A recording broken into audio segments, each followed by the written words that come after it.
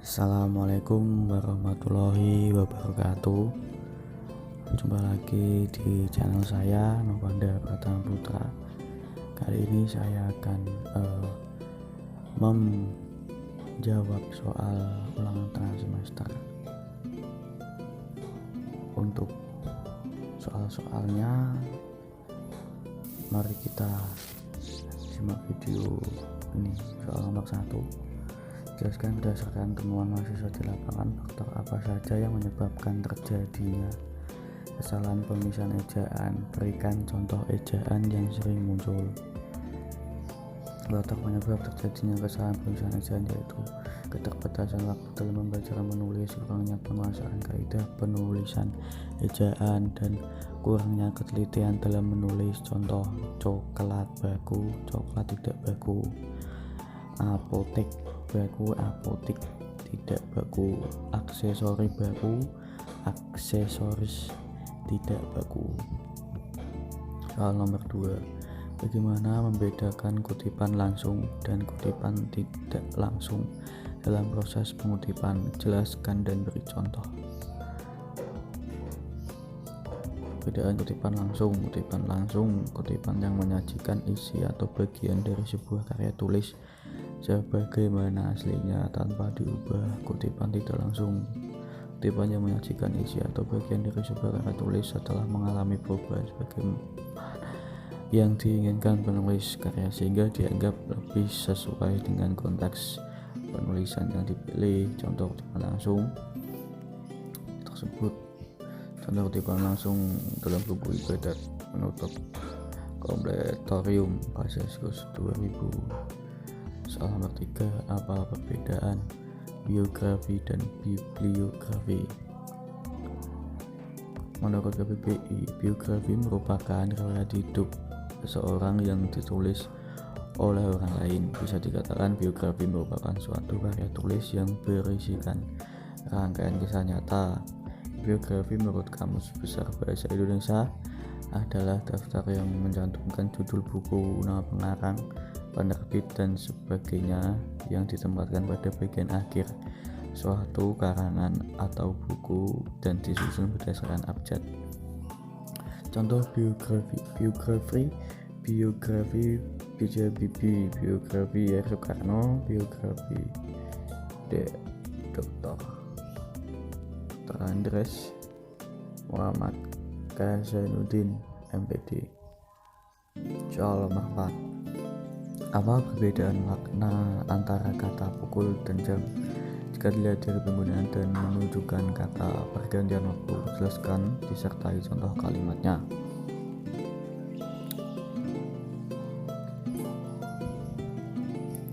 Kata jam menunjukkan masa atau jangka waktu yang sering juga kita sebut sebagai durasi.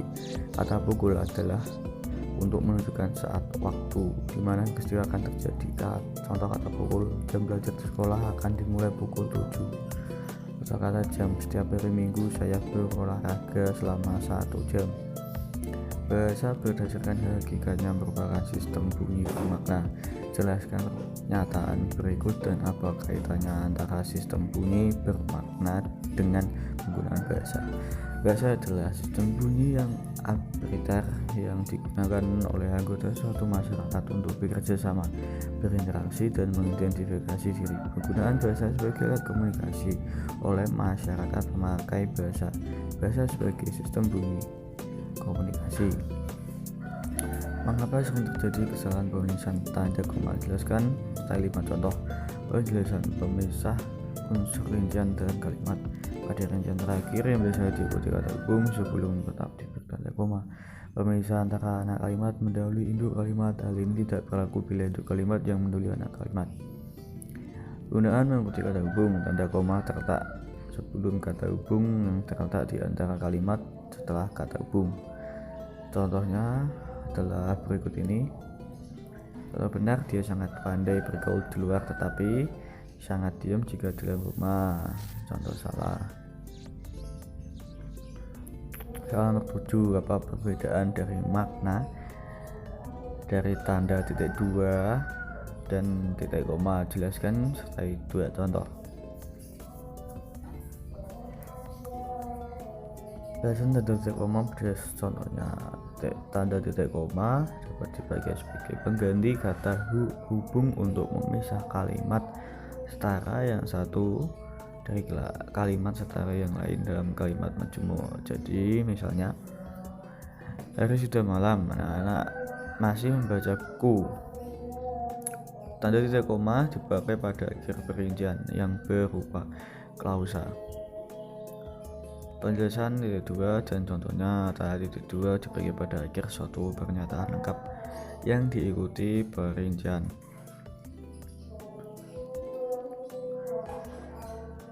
Tanda titik dua tidak dipakai jika perincian atau penjelasan merupakan pelengkap yang mengakhiri pernyataan. Misalnya, kita memerlukan kursi, meja, dan lemari.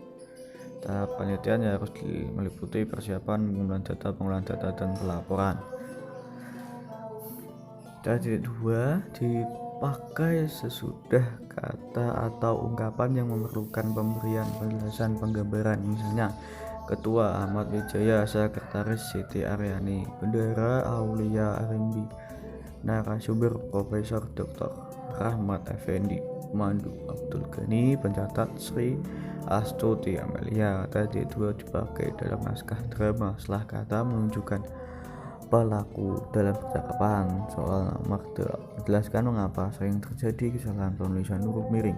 Berikan contoh kesalahan tersebut sertai dengan pembenarannya.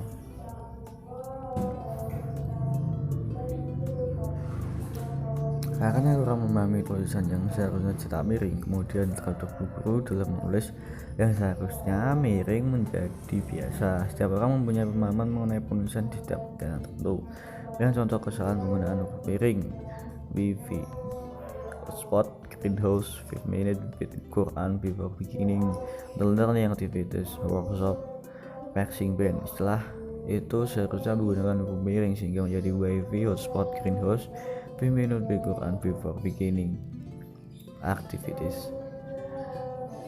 Jelaskan bentuk kesalahan penulisan konsonan dan vokal pada karya tulis ilmiah. Berikan contoh kesalahan tersebut disertai dengan pembenarannya.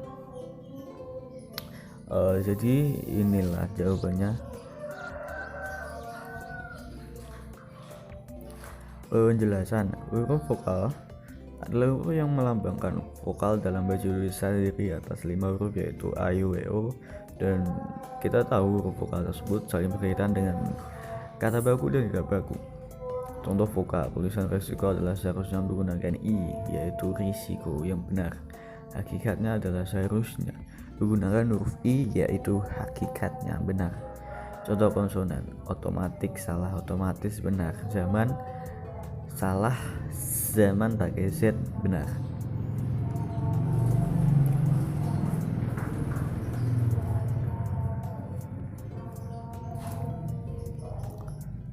Oke, mari kita lanjut.